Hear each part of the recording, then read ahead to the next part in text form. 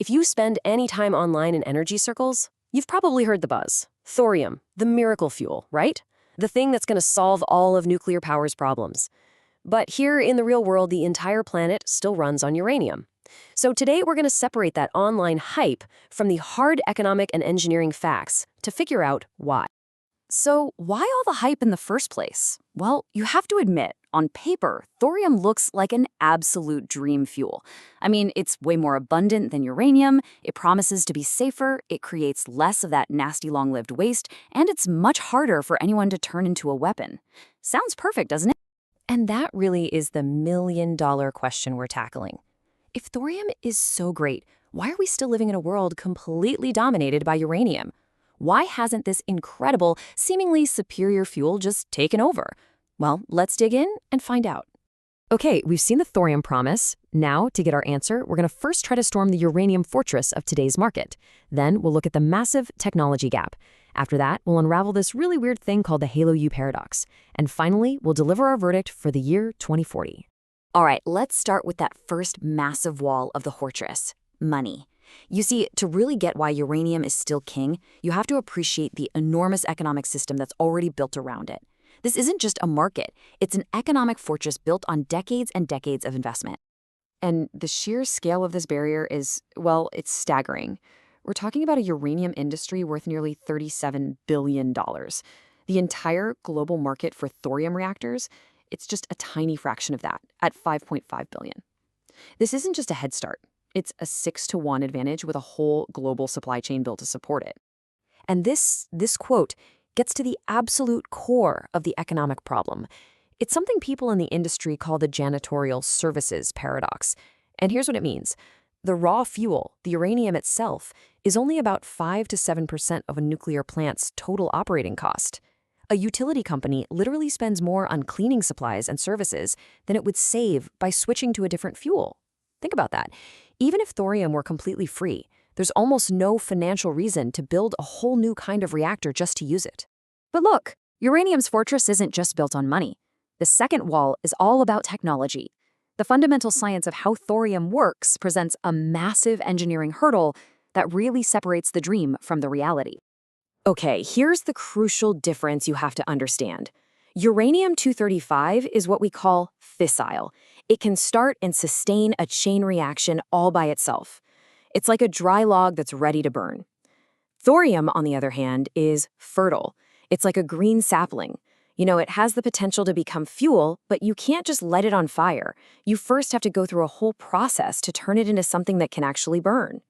In that conversion, it's a complicated two-step dance. First, the thorium has to absorb a neutron, which turns it into this unstable element called protactinium-233. Then you literally have to wait for that protactinium to decay and turn into the stuff you can actually use, uranium-233.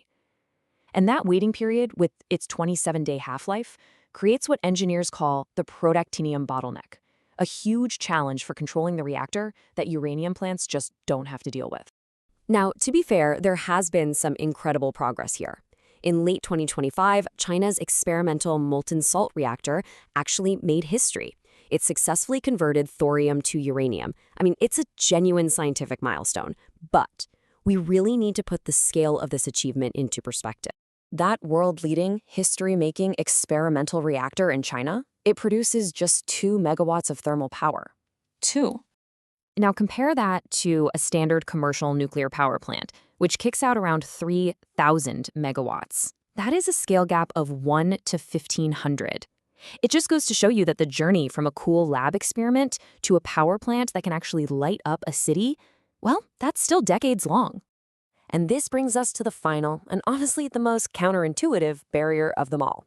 It's a paradox, really. The fact that thorium's best shot at getting to market actually makes it more dependent on the very industry it's supposed to replace. So the key to this whole paradox is a special kind of fuel called HALEU.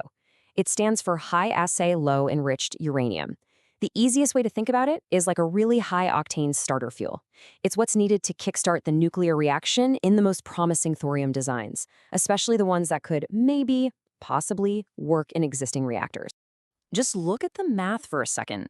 An existing reactor that could be adapted for this fuel currently uses natural uranium that costs about $200 a kilogram. Now look at the proposed thorium blend. Because it needs that super specialized, incredibly expensive HALEU starter fuel, the total cost skyrockets to an estimated $25,000 per kilogram. That is over 100 times more expensive. What utility on Earth is going to make that choice?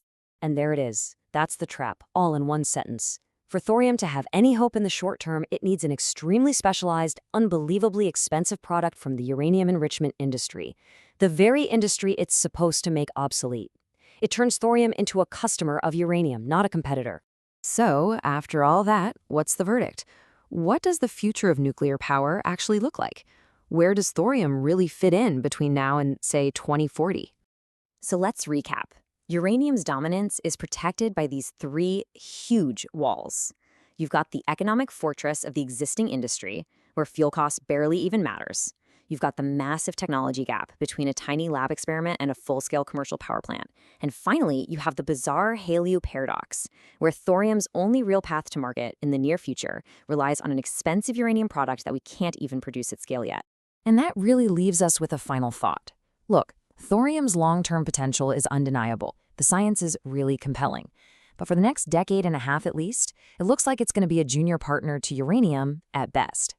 The real question is whether it can ever overcome the immense inertia of today's economic and technological reality, or if it's doomed to always be the fuel of tomorrow.